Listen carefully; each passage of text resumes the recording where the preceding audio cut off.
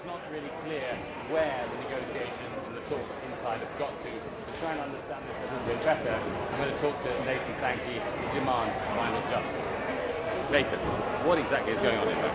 So we just wrapped up a informal stock-taking plenary, which is just jargon for a session where the president of the COP, Alex Sharma, asked the chairs of the two subsidiary bodies that have been meeting all of last week to wrap up what they've been doing, and for him to then present his vision for a process going forward.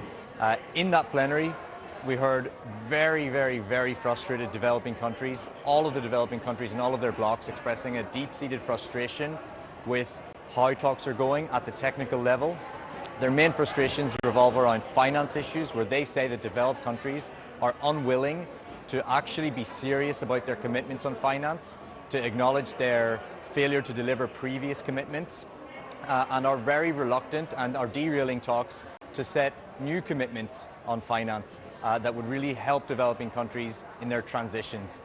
They're also deeply frustrated in particular about the lack of seriousness with regards to loss and damage to help developing countries deal with the impacts. We've heard a lot of rhetoric even about this.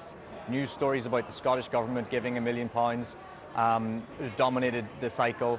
But what we're seeing in the talks themselves is a sheer single-minded reluctance and unwillingness to negotiate on the issue of loss and damage, and in particular the issue of loss and damage finance. They're okay to have a workshop here and a workshop there. They're okay to have a website or some kind of institutional arrangement which they might fund a little bit, but on the real issue of even hearing about the needs that developing countries have as a result of climate breakdown, the developed countries are not interested at all.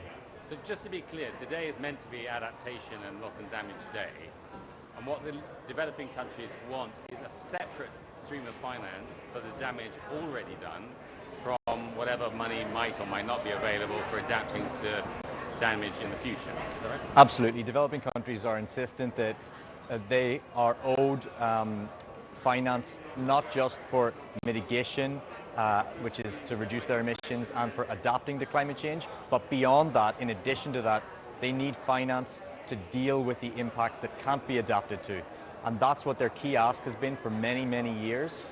And that's what they are not seeing any willingness from their developed country partners to engage on at all. Thank you very much indeed.